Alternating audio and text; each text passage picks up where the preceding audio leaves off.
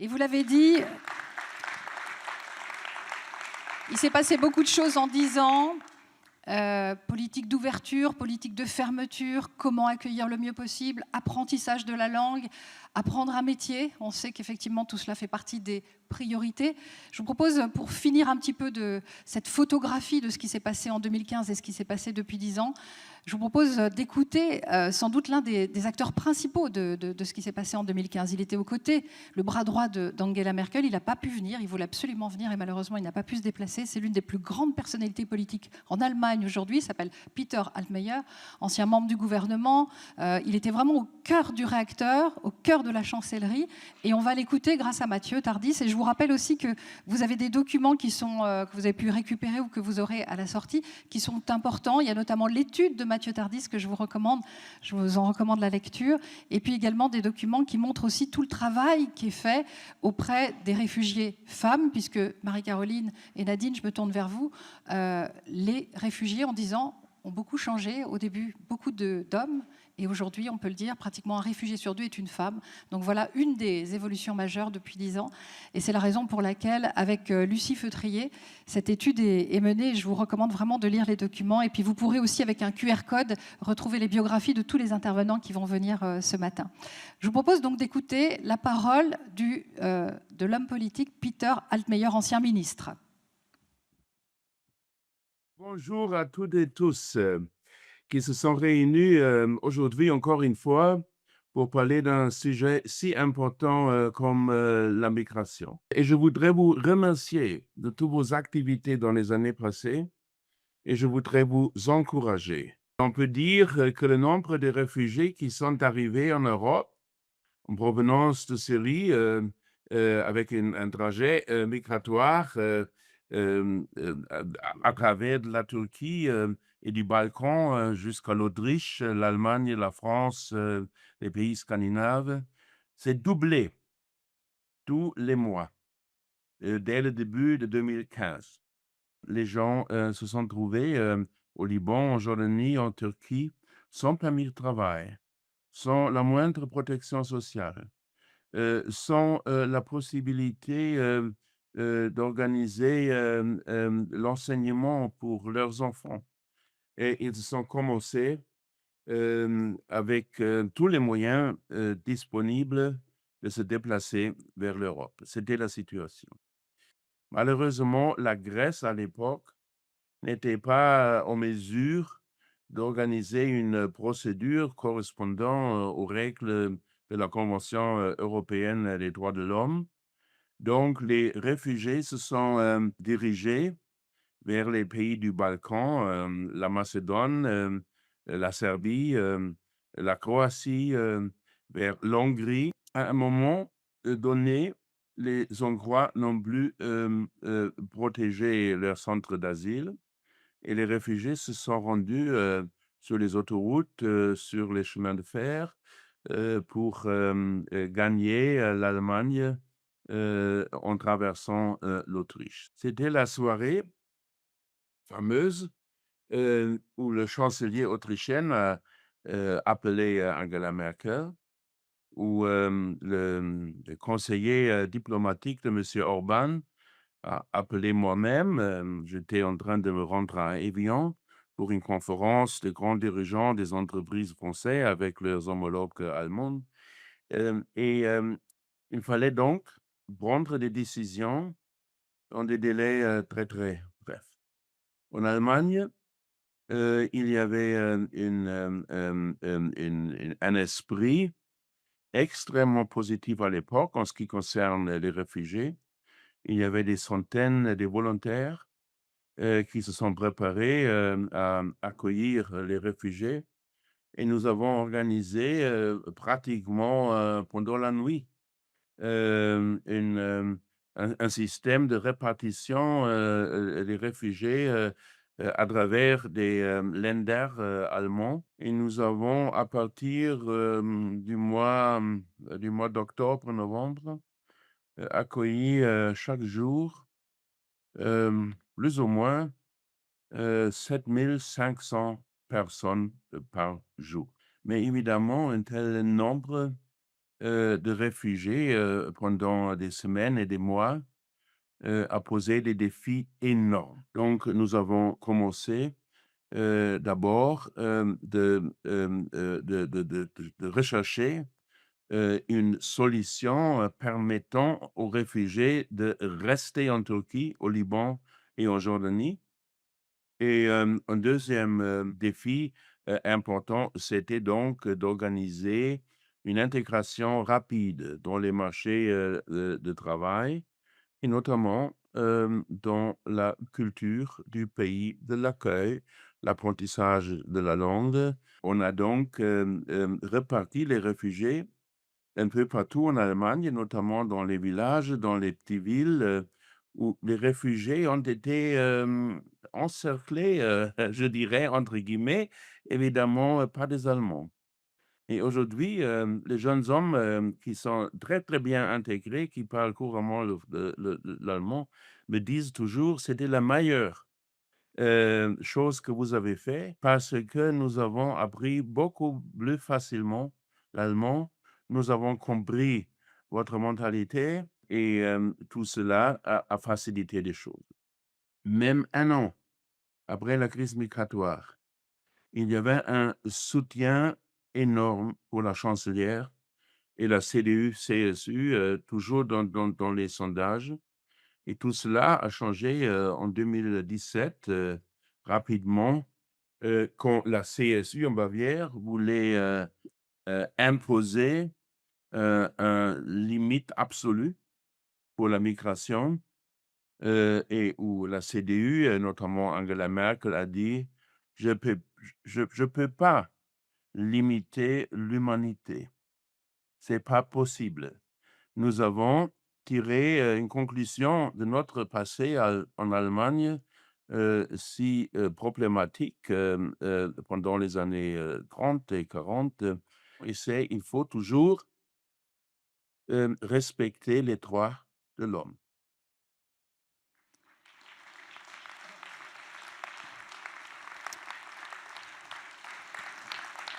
Et pour poursuivre cette réflexion, j'appelle Saladin Juma, le cofondateur de Refugees in Libya, Hélène Triolet, qui est chercheuse au CNRS à Sciences Po, Lefteris Papagiannikis, qui arrive de Grèce pour le Conseil grec pour les réfugiés, et Paolo Artini, qui parle au nom du HCR.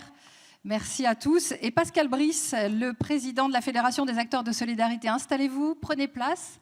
Et le temps que vous vous installiez, prenez vos micros, n'hésitez pas. Merci à vous tous. Laissez-moi juste une petite place quand même. Laissez-moi une petite place. Je vais me mettre je vais me mettre là. Voilà, on va s'organiser comme ça. Et je le disais, vous êtes venus nombreux, représentants d'associations, d'institutions. Je ne peux pas tous vous citer, mais je voudrais saluer quand même quelques associations avec lesquelles on travaille au jour le jour, toute l'année. Je pense notamment à Sarah Gogel qui est là, avec Yassaka Diema Madera, France Terre d'Asile et beaucoup d'autres. Voilà, je ne peux pas tous vous citer, mais vous êtes venus très nombreux. Saluer aussi la présence d'une championne. On a un champion de lutte qui s'est présenté tout à l'heure. On a une championne d'échecs avec nous.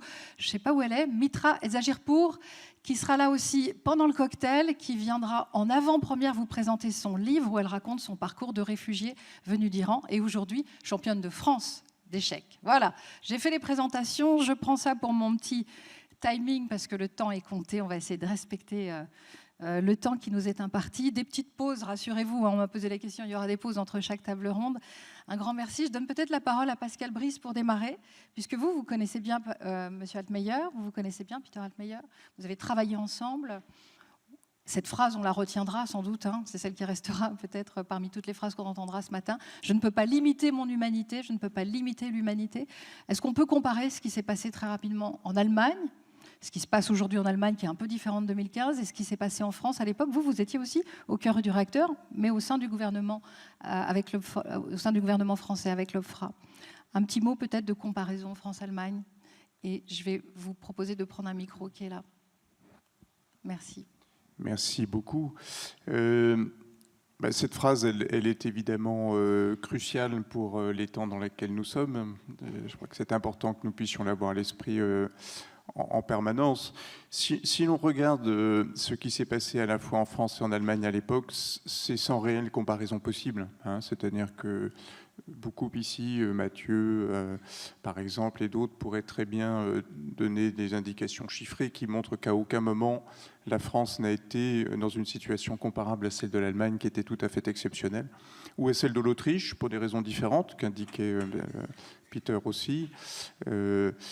C'est vraiment l'Allemagne qui était le pays de destination des personnes qui fuyaient d'abord la Syrie, puis l'Afghanistan et quelques autres pays. Jusqu'à 7000 par jour. Ouais. C'est ça. Et moi, j'ai un souvenir effectivement précis de cette époque, notamment puisque à peu près en août-septembre de cette année-là, je me suis rendu à Munich avec des équipes de l'OFPRA. Et donc nous avons été plongés pendant une semaine dans cette mobilisation de la société allemande qui était quelque chose d'absolument extraordinaire. En France, c'était différent. Ça n'empêche qu'il a fallu se mobiliser, notamment à l'OFPRA, qui est aussi une période dans le monde associatif chez les élus au sein du gouvernement français, une espèce de parenthèse enchantée, puisque ça s'est hélas vite refermé, comme ça s'est refermé d'ailleurs en Allemagne. Je trouve que le propos de Peter Altmaier est aussi extrêmement intéressant et mérite une analyse très, très précise sur les leçons que nous tirons collectivement de ce qui s'est passé là. Donc une mobilisation puissante, mais qui n'est pas comparable du point de vue de l'ampleur à ce que la société allemande a pu vivre à ce moment-là. Et par rapport à ces leçons, pendant 10 ans, effectivement, il s'est passé plusieurs choses. Il y a eu des réactions politiques différentes. Aujourd'hui aussi, des réactions de l'Union européenne différentes. Qu'est-ce qu'il faut retenir, les leçons apprises de ces 10 ans? Qu'est-ce qu'on peut espérer pour l'avenir? Et on voit bien aussi, il faut le dire, qu'il y a différents partis politiques partout en Europe qui pensent que la question, la réponse à apporter à la migration doit être peut-être celle de la fermeture des portes. Comment est-ce que vous pourriez nous parler justement avec le plus de neutralité possible, si c'est possible, voilà, si c'est envisageable, de ces leçons à tirer? Alors, neutralité, non. Mais j'entends ce que vous voulez dire, en tout cas sans dogmatisme, je dirais. Voilà, parce que je combats fermement le dogmatisme, mais la neutralité difficile, notamment lorsqu'on parle de ces questions-là, d'humanité. Je suis de celles et ceux, je pense que c'est notre cas toutes et tous ici, qui cherchons le chemin depuis 10 ou 15 ans sur la façon dont nous pourrions continuer à faire prévaloir ces enjeux d'humanité, comme ça a été dit très, très justement. 10 ans, ce sont des tranches de vie. On le voit pour nous. Je retrouve certaines et certains que je n'ai pas revus depuis 10 ans. Enfin, la plupart, on s'est revus au fur et à mesure. Ce sont des tranches de vie pour les personnes. Alors d'abord pour les réfugiés de l'époque. Et on voit que c'est contrasté. Moi, je croise régulièrement, y compris par hasard, des réfugiés de l'époque. J'en connais certaines et certains qui vivent, qui se sont installés. Je pense à un monsieur syrien qui vit à Toulouse, dont les filles font des études de médecine absolument remarquables. Mais je pense à un autre jeune syrien arrivé à l'époque qui a fait des études absolument extraordinaires et à qui aujourd'hui on refuse la nationalité parce que le droit de la nationalité a subi les mêmes évolutions négatives que l'ensemble des questions d'accueil et qui est aujourd'hui dans l'inquiétude, et je le suis avec lui, de la perspective qu'à un moment ou à un autre on décrète que tous les Syriens doivent repartir parce que lorsqu'ils n'ont pas eu la naturalisation. Des tranches de vie aussi pour les pays concernés. Moi j'ai tenu à aller en Syrie il y a quelques mois parce que je voulais respirer l'air de ce pays qui s'était débarrassé de cette barbarie dont nous avons subi avec les personnes les conséquences depuis des années, même si je partage évidemment les inquiétudes sur les suites pour ce pays aujourd'hui. Et puis surtout, et peut-être aussi une tranche de vie pour notre pays, société d'accueil, pour l'Allemagne, pour l'Europe, mais au-delà, aux États-Unis, en Australie, un peu partout dans le monde. Et il y a évidemment une inquiétude, Mathieu le redisait, très profonde, sur cette manière où nous avons la plus grande difficulté à faire entendre que dans ces moments que je considère pour ma part comme étant des moments où la question, ça a été évoqué tout à l'heure, de l'altérité, de la présence des étrangers, est une question difficile, tendue, et on voit bien que la question de la migration, l'asile sont au cœur du cyclone. Et tout l'enjeu pour moi, en tout cas, je le crois collectivement, et je le dis en tant qu'ancien directeur de l'OFPRA, surtout comme président de cette fédération d'acteurs de la solidarité, c'est comment dans cette société-là, qui est travaillée par des formes d'inquiétude, de désordre, de tous ordres, comment arriver à faire vivre cet accueil, cette capacité à accueillir. Et je pense que ça mérite de notre part de véritables réflexions, parce que 10 ans après, on ne peut pas dire que de ce point de vue-là, les choses aient évolué positivement. Alors espérons que cette conférence aujourd'hui puisse être un nouveau point de départ pour ces réflexions et surtout ces possibilités d'action. Hélène Triolet, je me tourne vers vous. On a donné la parole à la recherche et on va continuer avec vous. Est-ce qu'on n'a peut-être pas assez donné la représentation de l'apport économique des réfugiés? On en parle souvent, effectivement, d'un point de vue humain, émotionnel, on parle d'humanité, mais est-ce qu'on n'a peut-être pas assez parlé pendant 10 ans de tout ce que pouvaient apporter les réfugiés en Europe, de votre point de vue? Vous qui êtes justement, peut-être pas dans la neutralité, mais en tout cas dans les chiffres et la réflexion académique.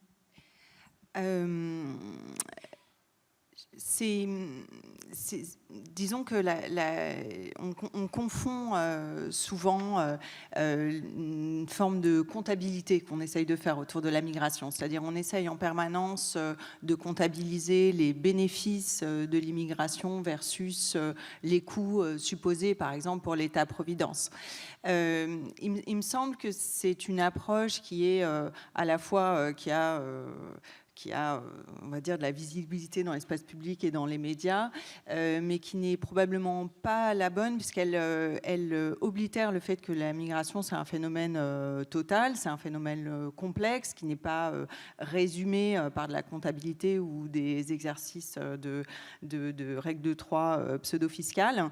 On sait que les sociétés européennes en général vieillissent. On sait que nos marchés du travail ont besoin d'une main-d'œuvre jeune. On sait que la migration, sous toutes ses formes et avec tous les niveaux de compétences, est une des réponses pour maintenir le dynamisme de nos économies. Ce n'est pas la seule, mais c'est une des réponses. Mais ce message, on va dire, de rationalité économique, pas de fiscalité, mais de rationalité économique, est difficile à faire passer dans l'espace public, puisqu'il rencontre un autre message qui est celui des anxiétés culturelles, qui est un message très puissant, sur lequel capitalise un nombre d'acteurs politiques de plus en plus important. Et en fait, on a comme ça une confrontation des représentations de la migration dont on voit bien qu'elle ne se résout pas, en fait, dans les discours médiatiques ou les perceptions publiques. Et il me semble que ce que peut faire la recherche dans ce contexte-là, c'est pas seulement faire du fact-checking sur des chiffres ou pas seulement répondre, mais aussi poser les questions qui concernent la migration, qui concernent l'exil, de manière un peu différente de la manière dont les acteurs politiques ou l'espace médiatique le fait. Et par exemple, ce que peut faire la recherche, par exemple, sur la question de la crise migratoire dont parlait Pascal, c'est d'essayer de revenir justement sur ces équilibres chiffrés de l'Allemagne a accueilli 750 000 personnes en 2015, la France, il n'y a pas d'augmentation en France de l'arrivée des exilés, mais à ce moment-là, ce que peut dire la recherche, c'est que cette année 2015, l'Allemagne accueille en tout 2,2 millions d'étrangers. C'est-à-dire que ces exilés syriens font partie d'une dynamique d'immigration en Allemagne, qui est une dynamique de moyen terme, dans laquelle l'Allemagne essaye d'être un pôle d'attraction pour des étrangers, pour nourrir son marché du travail dans un contexte de vieillissement de la population. Par exemple, là, la recherche, elle apporte cette mise en contexte. Deuxième point sur cet exemple de crise migratoire, ce que peut faire la recherche. La recherche, en l'occurrence des travaux que je fais ou d'autres collègues, c'est de mettre en question cette notion même de crise. Pas pour dire qu'il n'y a pas 750 000 personnes qui arrivent en Allemagne, pas pour dire qu'il n'y a pas des arrivées massives en Allemagne et en Suède notamment, mais pour montrer qu'en fait, dans le reste de l'Europe, il y a une très forte hétérogénéité de l'impact de ces arrivées.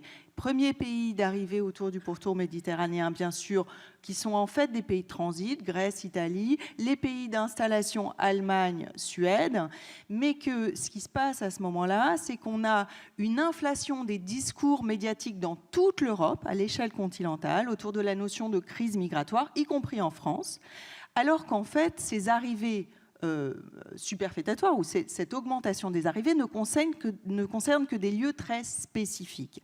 Et là, on a un phénomène, la recherche permet de voir qu'on a une sorte de mise à l'échelle continentale de la crise, même dans des pays qui ne sont pas concernés. En France, qu'est-ce que ça produit ? En France, il n'y a pas d'augmentation des arrivées à ce moment-là. Enfin, je parle sous ton contrôle, Pascal. Pas d'augmentation massive des arrivées.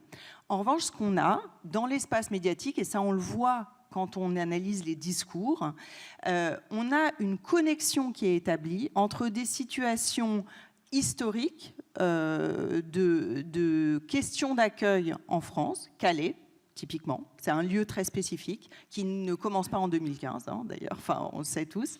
Et en fait, on réactive les problématiques de Calais, qui sont des problématiques d'accueil et de gestion de petits nombres de personnes en 2015. On les réactive à l'aune de cette crise continentale. Donc on peut, comme ça, non pas nier le phénomène de crise migratoire, mais l'expliquer mieux et expliquer exactement de quoi on parle quand on parle de crise migratoire en France en 2015, parce qu'on parle de crise migratoire. Et là, il me semble que c'est un peu ces formes de déconstruction, reconstruction que la recherche permet. Le dernier point, c'est pour revenir sur un point qui a été évoqué par Pascal, qui a été évoqué par Mathieu dans son intervention, c'est la question de la solidarité. Ce que nous montrent nos études sur la crise migratoire depuis 15 ans maintenant, enfin 10 ans et avec un peu d'historicité, c'est que la crise de 2015 et ce qu'elle a enclenché sur la moyenne durée, c'est effectivement une crise politique. Et c'est une crise de la solidarité européenne. Une crise dans cette hétérogénéité d'affectation en fait par les flux migratoires, en fait la mise en cause de l'intégration européenne elle-même. Et en cela, on peut faire le parallèle par exemple avec la crise de la dette, qui elle aussi a mis en tension les mécanismes de solidarité avec sur des les questions pays membres européennes. qui ne s'entendent pas les uns les autres. Mais justement, est-ce que le monde de la recherche et le monde politique, vous parlez? Est-ce qu'il y a un dialogue? On voit bien que vous avez les chiffres, et il y a du côté des politiques, pas tous, mais des interprétations. Est-ce qu'il y a une forme de dialogue constructif entre ces deux mondes?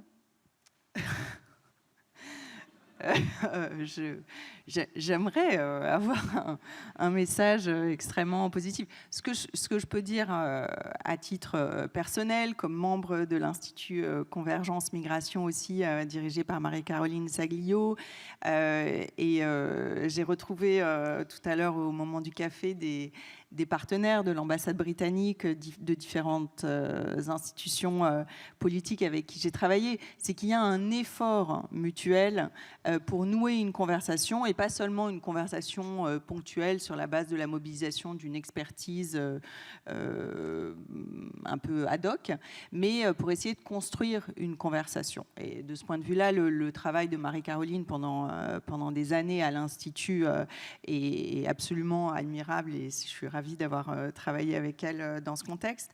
Néanmoins, il me semble qu'il y a une dynamique de fond dont on parle assez peu, mais qui met en péril la possibilité de cette conversation, et donc de voir effectivement la recherche nourrir de manière efficace en fait la décision politique. Et il ne s'agit pas de dire qu'il faut faire ce que disent les savants. En fait, c'est pas une sorte de dictature de la science. C'est pas du tout ce que je veux dire. Mais c'est une conversation. Se servir de l'expertise. Exactement. Et une conversation avec des allers-retours, avec voilà.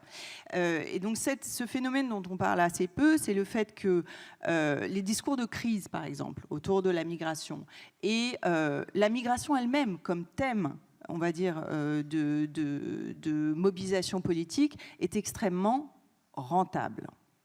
C'est-à-dire qu'il y a ce que j'appelle, moi, dans mon travail, des rentes politiques autour de la migration. Il y a des acteurs qui en parlent beaucoup, et ça paye. Ça paye électoralement. Et du coup, peut-être que comme piste d'action et de réflexion, peut-être de favoriser encore plus le dialogue entre les chercheurs et les politiques, peut-être que ça pourrait être une idée qui pourrait émerger et être poussée. Paolo Artini, vous avez aussi l'expérience aussi. Vous êtes moitié italien, vous vivez en France, vous représentez le HCR et d'ailleurs vous quittez bientôt votre poste. C'est une de vos dernières, c'est peut-être votre dernière intervention publique.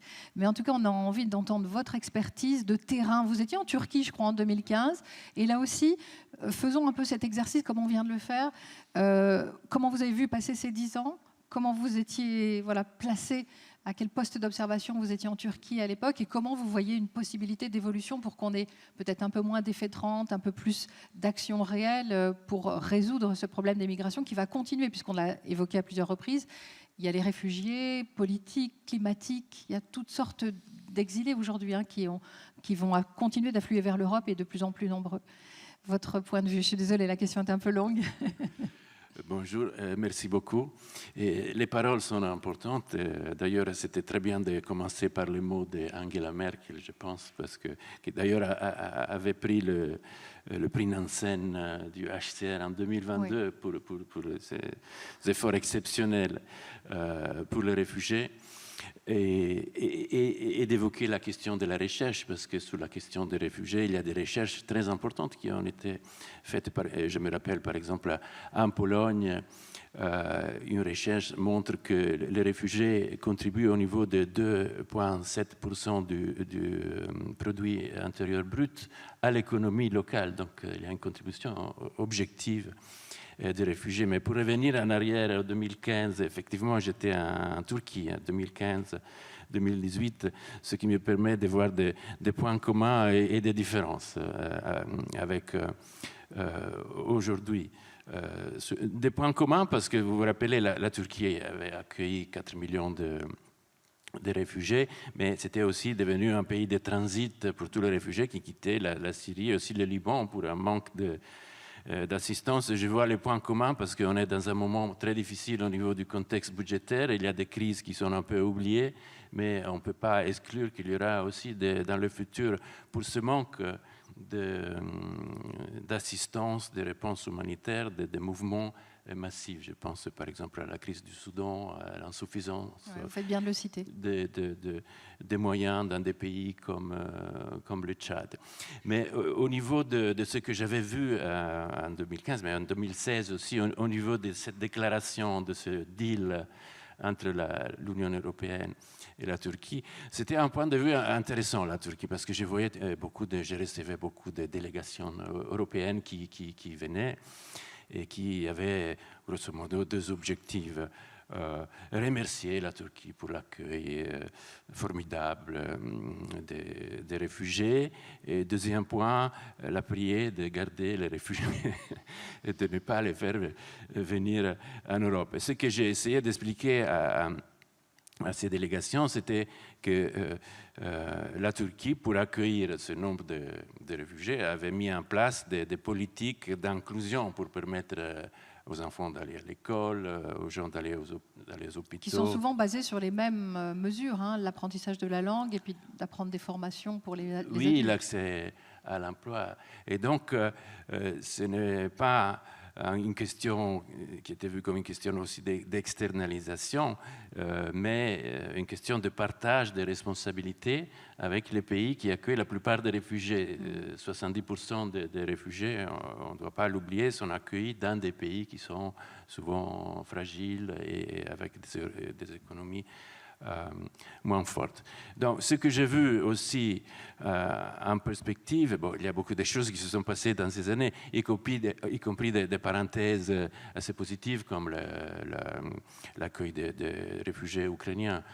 C'est peut-être une parenthèse, mais on peut tirer beaucoup de leçons de cette solidarité, de cet accueil. L'Europe a pu, dans quelques semaines, accueillir des millions des réfugiés avec un élan de solidarité des citoyens, avec l'hébergement citoyen, etc. Et après, la construction très lente et laborieuse du pacte européen sur la migration et l'asile qui n'existait pas.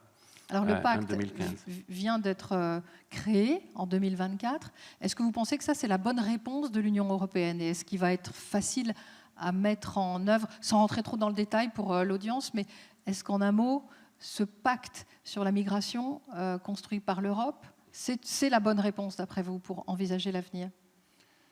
Bon, je ne pense pas que la mise en œuvre sera facile, mais je pense que beaucoup va dépendre de la mise en œuvre. Il n'y a pas d'alternative pour les pays membres de l'Europe que de travailler ensemble, de trouver des... Avec, je l'ai dit, des pays qui ne s'entendent pas forcément. Oui, mais le pacte, c'est clairement un compromis entre des pays qui ont des positions très divergentes, très différentes. Donc, il faut vraiment voir comment il est mis en œuvre. Et on voit des points d'attention déjà. La détention, par exemple, parce qu'il y a toute une procédure à la frontière, des filtrages, c'est un des risques. L'importance de l'information, de l'accompagnement juridique, par exemple. L'existence qui est clé de sujets et la mise en valeur de sujets indépendants qui pourraient faire le monitoring. Les associations, n'oublions pas, jouent un rôle fondamental. Il y a aussi des opportunités dans les pactes pour améliorer, par exemple, c'est un peu un travail qu'on fait collectivement, la détection des personnes vulnérables. Vous l'avez évoqué, il y a beaucoup de femmes et des enfants de plus en plus de femmes qui font partie de ce flux. Merci beaucoup Paolo Artini pour votre témoignage et je voudrais qu'on passe de la Turquie à la Grèce. Vous aussi, vous étiez aux premières loges de l'accueil des réfugiés et vous êtes toujours aujourd'hui avec le Conseil grec des réfugiés aux avant-postes de cette réflexion et des actions possibles à mener. Je rappelle que vous étiez de 2016 à 2019 maire adjoint d'Athènes et juste au moment où je vous ai accueilli ce matin, vous étiez un peu amer sur les 10 ans qui se sont écoulés et surtout sur le constat que vous faites aujourd'hui, sur l'avenir. Expliquez-nous un petit peu les sources de votre amertume. Est-ce que vous avez du temps? Oui. Ouais. Oui. Depuis 10 ans, on discute de la crise Est-ce qu'on a migratoire. Non. Bien fait de parler de crise, d'ailleurs. Je ne suis pas d'accord avec le terme. Ce n'est pas une crise migratoire, c'est une crise de réception qui est devenue une crise politique, une crise sociale, etc. Ce n'est pas une crise migratoire. Parce que si on compare, c'est ce qui s'est passé en 2015 avec 2022 et les Ukrainiens. 1 million, 8 millions. Si 1 million c'est une crise, 8 millions c'est quoi? Donc, c'est une question simple, je pense. Et les chiffres parlent. On a bien fait avec les Ukrainiens, je suis tout à fait d'accord. Mais pourquoi on n'a pas fait la même chose avant? Ça, c'est une question qu'on doit... Vous pouvez répondre si vous voulez, c'est très facile. On passera le micro dans la salle tout à l'heure. Vous pourrez réagir et poser vos questions. Donc, pour moi, ça, c'est un point de réflexion. Le deuxième point, c'est qu'on a fait un cercle depuis 10 ans et on revient au même point. On voit les mêmes choses qui arrivaient en 2015, arriver en 2025 en Grèce. C'est-à-dire, par exemple, je pense aux mineurs non accompagnés. En 2015, on avait des zones de sauvegarde. Les mineurs tous ensemble, gardés enfermés dans un camp. Et là, on le refait, 10 ans après, dans les mêmes conditions, avec moins de personnes. Donc, toujours, on appelle à la crise. Parce que quand on appelle à la crise, c'est facile, il n'y a pas de plan, il n'y a pas de compte à rendre, il n'y a rien. On juste demande de l'argent, on le récupère et il n'y a rien de plus que ça. Donc, en Grèce, qui est le laboratoire de la politique migratoire européenne, et le pacte est la conséquence de cette politique. C'est pour ça qu'il ne va pas marcher. Il faut être très clair, ça ne va pas marcher. On va faire les choses pires que maintenant, surtout pour la Grèce. Carrément. Et pour les pays de première réception, ça va être pire, parce qu'il y aura de la pression de l'intérieur avec les retours, de l'extérieur avec les arrivées, le manque de politique d'intégration en Grèce surtout, et quoi? Rien. Donc pour moi, on va être dans une situation qui va être pire. Donc c'est pour ça que je suis amer, mais si on peut garder un point positif, c'est qu'en 2015-2016, c'était cette approche de solidarité en Grèce, dans les îles, mais on doit se souvenir qu'en 2016, Lesbos était candidate pour le prix Nobel de la paix, avec les grands-mères qui gardaient les enfants, les bébés et tout ça, c'est très bien. En 2019, on avait des pancartes dans des plages publiques, dans la même île, disant les réfugiés ne peuvent pas se baigner ici. Et comment vous expliquez le basculement de l'opinion publique? Comment vous l'expliquez? C'est la fatigue de la solidarité, le manque de soutien, le manque de politique et aussi une rhétorique politique qui était tout à fait toxique. Et ça continue encore. Par exemple, pour les associations, pour défendre un peu notre travail, on est considéré comme des traîtres, des ennemis de l'État, membres de gangs de trafficking, etc. Et ce n'est pas quelque chose qui s'est dit en privé. On a parlé de ces choses dans le Parlement grec. Et je rappelle ce que vous faites exactement avec ce Conseil des réfugiés. Vous proposez un accompagnement juridique, oui, social aux réfugiés. On offre surtout un support juridique, on est connu mieux pour ça, mais aussi on fait c'est ce qu'on appelle en anglais, je suis désolé, le mot ne me revient pas en français, strategic litigation, c'est-à-dire des grandes affaires devant les cours européennes. Une de nos affaires a conduit à la condamnation de la Grèce pour violation du principe de non-refoulement. Donc la Grèce a officiellement violé le droit international. Donc parler de la Grèce comme un exemple. Et au-delà de l'amertume, et on l'entend, votre amertume, et je la comprends, est-ce que vous pourriez nous dire comment vous envisagez peut-être une des meilleures solutions pour l'avenir? Si ce n'est pas le pacte, on a compris que vous pensez qu'il est voué à l'échec. Qu'est-ce que ça peut être? La discussion sur comment on peut travailler sur la migration est énorme. Ça ne concerne pas seulement l'Europe. On discute sur l'Europe comme si l'Europe est la seule concernée. C'est un challenge international, mondial. Donc, il faut discuter tous ensemble. L'exemple des deux pactes, le pacte mondial de la migration et le pacte mondial sur les réfugiés, c'est un bon exemple. C'est un document qui n'est pas juridique, mais c'est un bon exemple comment on peut discuter entre États, pays, municipalités, etc., pour promouvoir des initiatives dans ce contexte. Je vous rappelle qu'en 2018, quand on a signé le pacte, il y a des États qui n'ont pas signé le pacte, comme les États-Unis par exemple, mais il y a des municipalités, des villes qui ont signé à leur place. Les grandes villes américaines ont signé le pacte. En Italie, c'est Milan qui a signé, en Grèce, c'est Athènes, etc. Donc, on sait comment ça peut marcher. C'est une grande discussion, elle va durer très longtemps. On me pose souvent la question, qu'est-ce qu'on fait maintenant? Je dis, maintenant, rien, il n'y a pas de réponse. Est-ce qu'il y a une solution? Non, parce que ce n'est pas un problème. Donc, quand on parle de problème, les gens vont nous demander une solution. Ce n'est pas un problème, c'est l'histoire de l'humanité. Donc, si l'histoire de l'humanité est un problème, peut-être ça, c'est le problème. J'entends, c'est presque de la philo, là. Hein. C'est presque une approche philosophique. J'entends aussi quand vous dites qu'on peut sortir de la réflexion uniquement européenne et considérer le sujet de la migration, comme un sujet mondial. Et on va écouter le témoignage de Saladin, qui a créé l'ONG Refugees in Libya.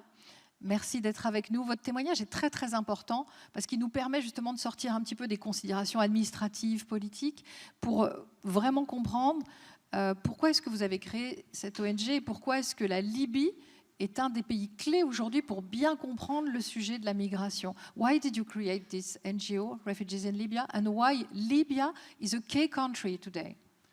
Okay, so first of all, hello everyone, and I'm Salahuddin. I'm from Sudan, and as she just introduced me, I am a co-founder and a member of Refugees in Libya organization.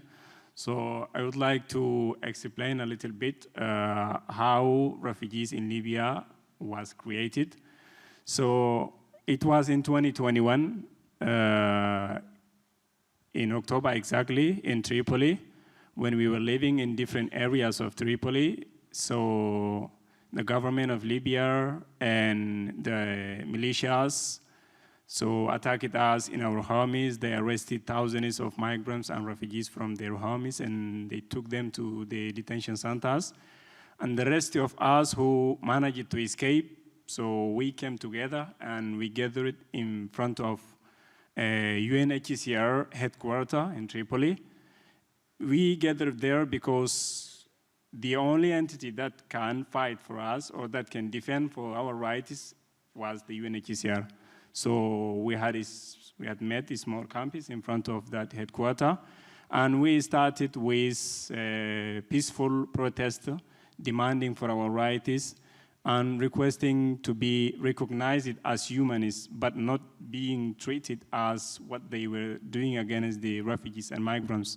So we spent for 3 months there in front of UNHCR headquarters, asking them to find permanent solutions for us, but unfortunately, nothing happened. And instead of finding our solution, so we were again arrested from there, and we were taken into the detention center. So exactly in Zara detention center, where I was locked for 1.5 years. and then I was released later. So the objective of creating this organization is to fight for our rights and the rights of other migrants and refugees who are still trapped there. So by the time some of us managed to reach to Europe, and the others are still there. So finally, Refugees in Libya was registered as an official organization in Italy. It was in July 2024. So till today, we are doing our best. We are speaking on behalf of our brothers and sisters who are still trapped there. And the thing that you should know is that there in Libya, someone cannot speak publicly about his rights or the rights of other people. These people are directly targeted. So that's why we represent them. We are as the voices of those people who are trapped there. So we are always trying to have connections with the international organizations here in Europe or other parts of the world and passing their messages in order to find solutions of this crisis that is taking place against the migrants and refugees there in Libya. If I want to sum up, can I say that Refugees in Libya is the voice of people who want freedom, who just want to their rights, their human rights. Is that right? Exactly, yeah. So Refugees in Libya represents or passes the voices of those people who are trapped there, either migrants, refugees, or asylum seekers, and who are no longer able to pass their messages. So we represent them, and we are doing what's possible to answer to some of the urgent cases, for example. Yeah. And from your point of view, when you hear people from Europe like us, how do you react when you hear us talking about migration, refugees? How do you react regarding the policy in Europe? So the European policies, I can say that they affected directly to the situation of refugees and migrants that is taking place there. Because according to the deals that Libya made with the European states through what they call the Memorandum of Understanding between Italy and Libya. So the European states used to provide the equipments and funds to the Libyan state in order to manage the migration and prevent these migrants and refugees from arriving to Europe. So Europeans gave the boats and equipments and funds to these militias and these Libyan governments to manage all this migration. So this is the first effect, and the thing that European Union should be responsible of it. And all these the detention centers that existed there in Libya were built by the funds that they received from the Europeans. When I was there inside the detention center that's called Nzara, actually I spent 1 year and a half, and during this time there were visits from the European delegates, and every time when they come, the first thing before their arrival, these militias warn us strictly to not say anything bad that we see during the night or during the hard labor that we face and so on. So just they come inside the detention center, they take some pictures, and then they go back. And we had no any opportunity to express ourselves and tell them what we are passing through. And we were left there inside, and we spent for 1 year and a half, and then we were released. And the third thing is that these militias who are managing these detention centers are also trained. So these trainings also generated by the funds of the European states. So and this is sure 100%, I can say. Yeah. And what would be your main message today as an advocacy? Okay, so our main message is very simple, but it is very urgent. We call each and every one of you, or everyone who is going to hear our message, that refugees and migrants and asylum seekers are human beings like you. So you should look for solutions of the problems that they are passing through, instead of saying that their arrival causes crisis in our nations. You need to find solutions, either opening safe pathways, safe corridors for those people who are trapped there so that they can reach you to the safety and live a life of dignity as everyone else. And the second thing is that all the deals that met between Libya and the European states must be stopped. I mean, the deals that met in the field of migration issues must be stopped, because all these deals are affecting with the lives of refugees and migrants who are living there. Without the funds that they receive from the European states, they cannot generate the pushbacks from the seas. They cannot build the detention centers. So all these bad things that are happening to the migrants and refugees are happening because they receive the orders and the equipments and everything from the European Union.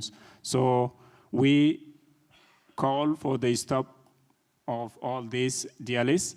And the second thing is that we need you to pass our messages all around the world and to understand really how the life there is. So I'm speaking to you here today because I live it personally, these experiences. I was tertiary, I was forced to do hard labor for 1 year and a half, just because I was as a refugee or as a migrant there. But it is really, really painful. And always what I was thinking when I was there is that, when will I be outside of this country and raise the voice of those people who are here? So luckily I'm here today, and I would like to pass my message as a spokesperson, or I can say as on behalf of those who are still there. So their cries must be heard, and try to do as much as you can so the situation can be changed and everyone can live a life of dignity and freedom. Merci.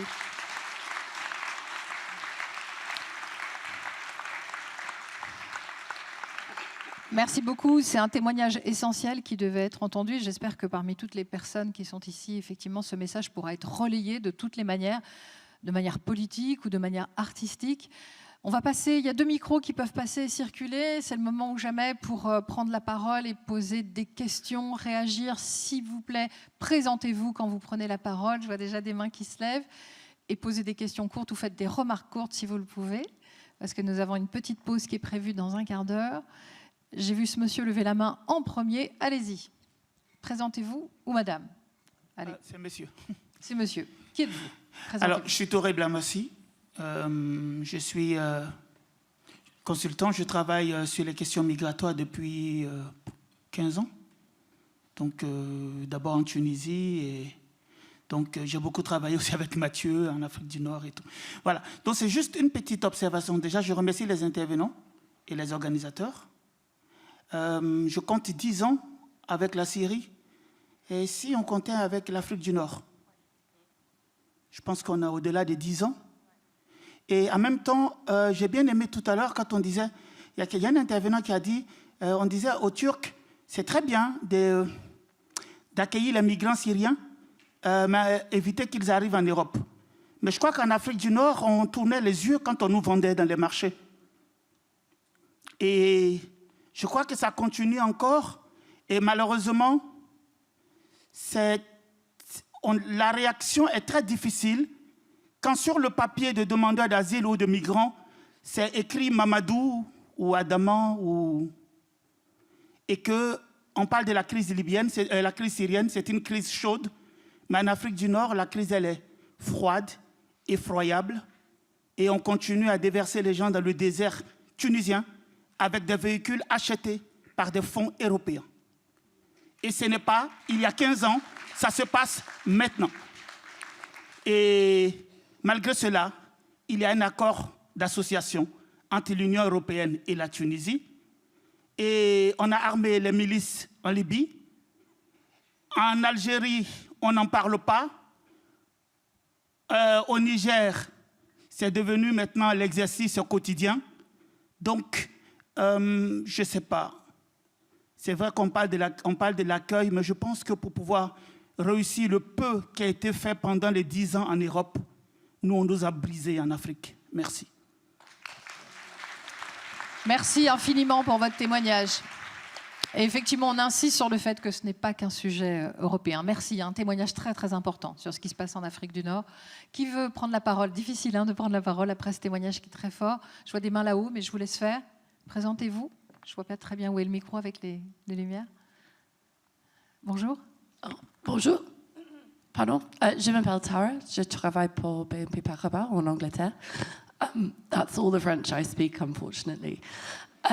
Helen, you mentioned that, hang on, I wrote it down, a discourse of crisis is really profitable for politicians and the media, and we see that especially in the UK, and I was wondering, what can we as individuals and also as organisations, corporate organisations, third sector organisations do to try and combat that discourse? Merci pour cette question. Qu'est-ce qu'on peut faire quand on est dans la société civile? Qui veut répondre? Les acteurs de solidarité, le HCR? Paolo? Vous avez une parole libre en plus maintenant, vous n'êtes presque plus lié au HCR. Qu'est-ce qu'on peut faire? C'est vrai que c'est très bien de différencier la parole des politiques, la parole des médias et le reste. Oui, peut-être sur l'ensemble des questions et l'intervention de monsieur. Des témoignages, c'était intéressant. Le parallèle entre la crise syrienne, où il y a des changements aussi, parce qu'il y a plus d'1 million maintenant de Syriens qui rentrent en Syrie, et ce qui se passe au nord de l'Afrique, où j'étais très touché par le témoignage de Saladin Juma, qui a vécu ces conditions épouvantables, et aussi les difficultés que des organisations comme le HCR et ses partenaires ont à travailler dans ces pays, et de plus en plus dans un contexte que j'évoquais budgétaire qui nous oblige à cibler les plus vulnérables. Vous avez évoqué un sujet très important, les voies légales, l'importance de développer des voies légales sûres qui sont des alternatives aux traversées dangereuses qui malheureusement sont aussi à la baisse. Et entre l'Europe, vous évoquiez, et la Libye, le nord de l'Afrique, il y a la Méditerranée où il y a encore, on a travaillé ensemble avec Pascal Brice, je me rappelle, dans le passé, une insuffisance des capacités de secours en mer, 34 000 morts dans une décennie, le mécanisme de débarquement qui ne fonctionne pas.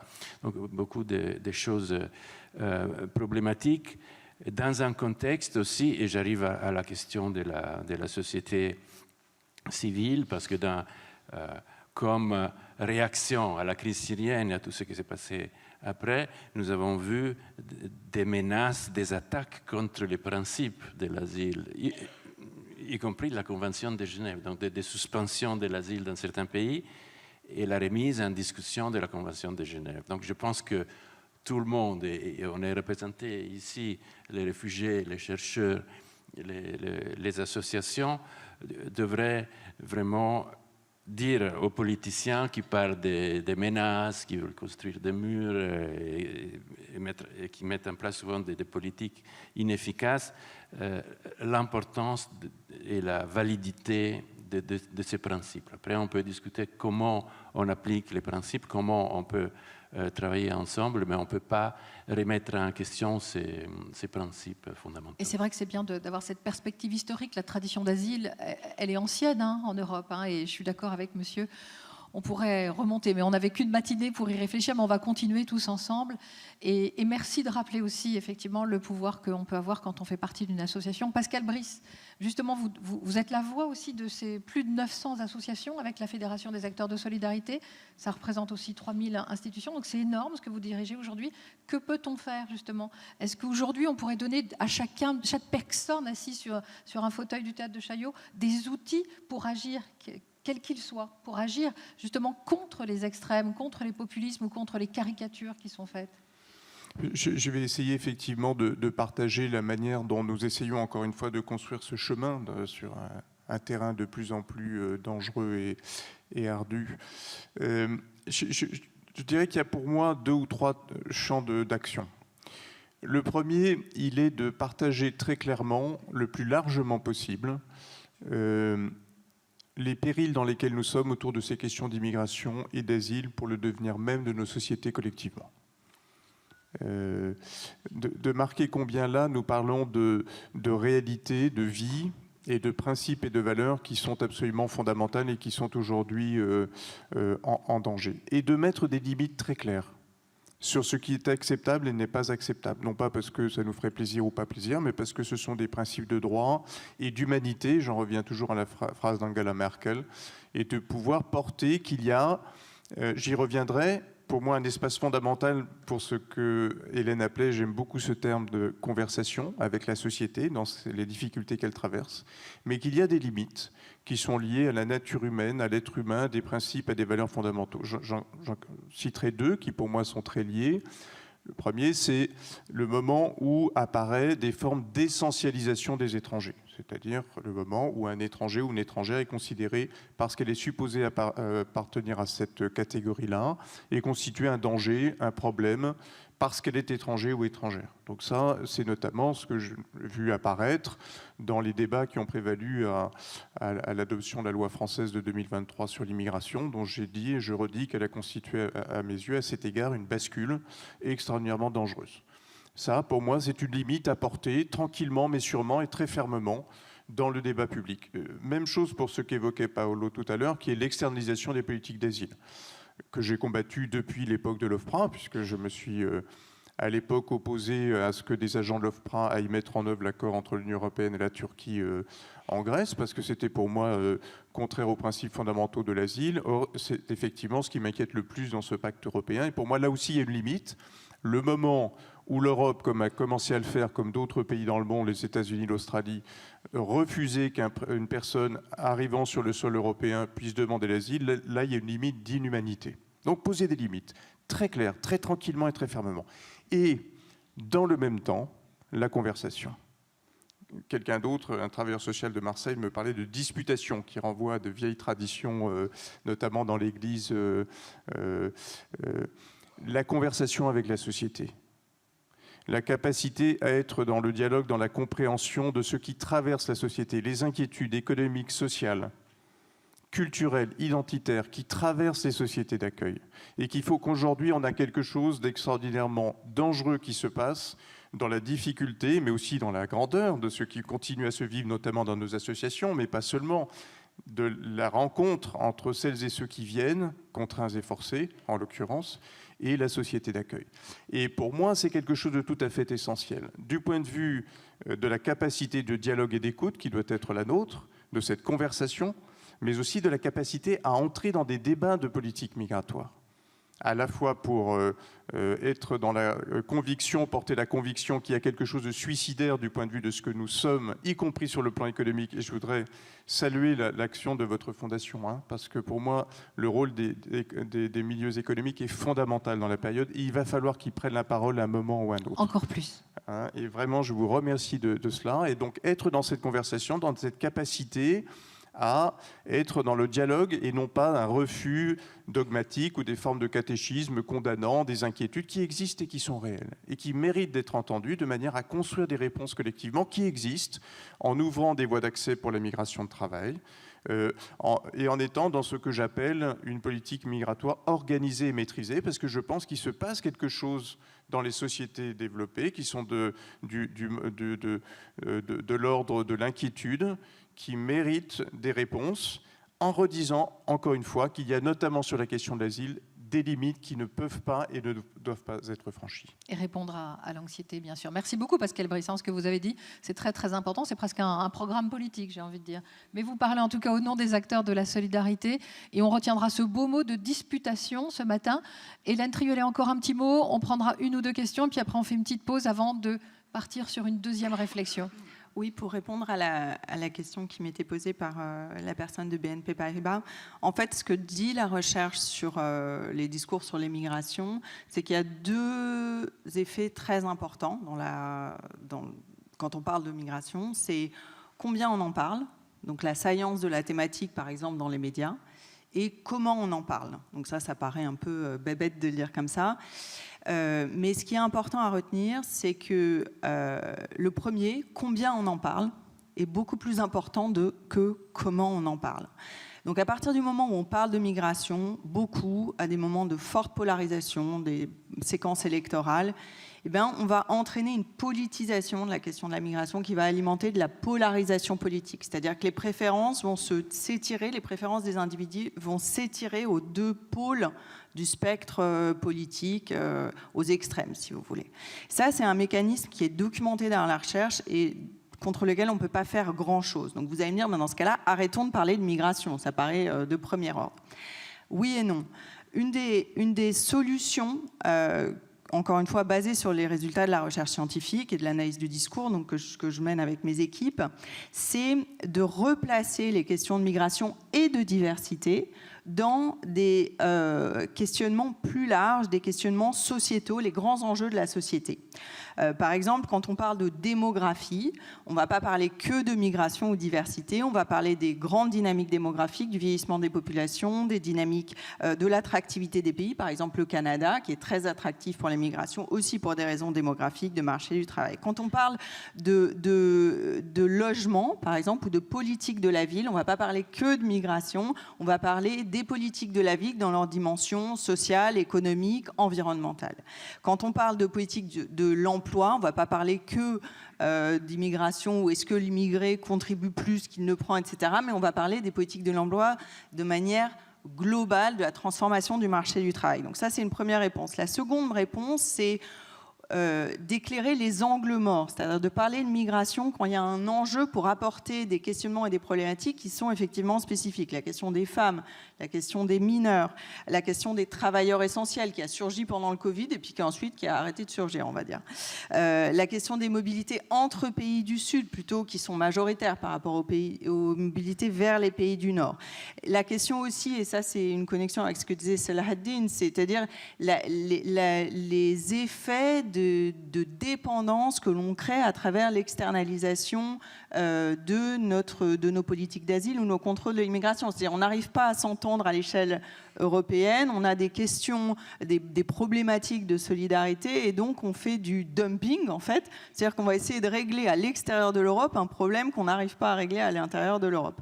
Donc tout ça me semble être des façons productives pour vous répondre, hein, de parler de migration mais sans être, on va dire, prisonnier des cadres habituels. Et dernier point, je reviens sur cette question de rente politique, aussi d'identifier les effets de rente, qui en bénéficient, qui n'en bénéficient pas. Très important. Merci Hélène, ce que vous avez dit c'est très riche, merci beaucoup.